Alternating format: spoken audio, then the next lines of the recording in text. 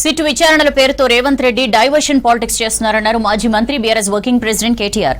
దివాలా తీసిన సంస్థకు 6,000 కోట్ల టెండర్లు ఇచ్చారని ఆరోపించారు. రేవంత్ బినామీ కంపెనీకి సుప్రీం ఇటీవల నోటీసులు ఇచ్చిందని చెప్పారు. ఇన్ఫ్రా కంపెనీలో రేవంత్ పెట్టుబడులున్నాయన్నారు కేటీఆర్. ముఖ్యమంత్రి గారి బావమరిది అమృత్లో చేసిన స్కామ్ ని, అమృత్ కుంభకోణంలో చేసిన స్కామ్ ని బయటపెట్టింది కూడా బీఆర్ఎస్ఏ. అట్లాగే మొన్న మధ్యనే సింగరేణి బొగ్గు గనుల్లో ఏ రకంగా కాంగ్రెస్ ప్రభుత్వం కుంభకోణానికి పాల్పడ్డదో ఆధారాలతో సహా, బొగ్గు గనుల్లోనే కాదు, సింగరేణి కంపెనీలో అటు బొగ్గు గనులు ఇటు సోలార్ టెండర్లు అన్నిట్లో కూడా ఏ రకమైన భారీ కుంభకోణానికి తెరలేపిందో అది కూడా బయటపెట్టింది బీఆర్ఎస్ఏ.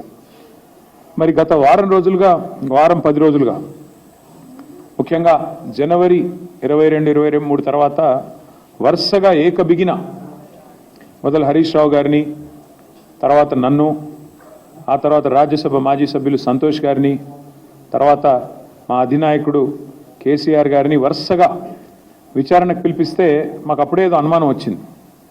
ఒక పెద్ద ముఖ్యమంత్రి గారి బినామీ భాగోతం ఒకటి బయటపడ్డది. ఇది జనవరి 23 నాడు కేంద్ర ప్రభుత్వం అట్లాగే రాష్ట్ర ప్రభుత్వానికి సుప్రీంకోర్టు నోటీసులు ఇచ్చింది. KLSR అనే ఒక కంపెనీ, ఇన్ఫ్రాస్ట్రక్చర్ కంపెనీ, ఈ కంపెనీ ముఖ్యమంత్రి గారి బినామీ కంపెనీ.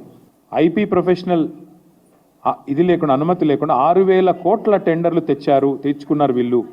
మరి ఎక్కడికి వచ్చిన ఈ ప్రాజెక్టులను మాకు కూడా అనుమానం వచ్చింది. రేవంత్ రెడ్డి గారు తిరిగే కారు ఇది. ఆయన ఫోటో చూడండి, ఇందులో కారులో ఆయన ఉన్నాడు. ఆయన కారు నెంబరు TS07FF 0009. ఇది ఆయన ముఖ్యమంత్రి కాకముందు తిరిగిన కారు. ఈ కారు ఎవరికి రిజిస్టర్ అయింది అనుకున్నారు? ఈ కారు ఎవరికి రిజిస్టర్ అయిందయ్యా అంటే, రిజిస్టర్ అయింది KLSR ఇన్ఫ్రాటెక్ అనే కంపెనీకి. ఆయన తిరిగే సొంత కారు, ఆయన వాడే సొంత కారు. ఆ కారులో ఆయన ఫోటో కూడా ఉంటుంది చూడండి. 2023 నుంచి దివాలా తీసి ఇన్సాల్వెన్సీ పిటిషన్ నడుస్తుంది. దివాలా తీసిన కంపెనీ, దివాలా కేసు 23 జూలై నుంచి విచారణలో ఉంటే సిబ్బంది వేతనాలకు డబ్బులు లేవు ఈ కంపెనీ దగ్గర.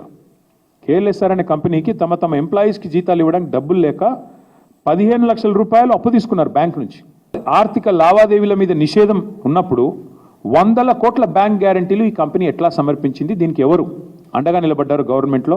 ఎవరి ఆదేశాల మేరకు ఇన్ని వేల కోట్ల వర్కులు ఈ కంపెనీకి వచ్చాయి? ఇది ఖచ్చితంగా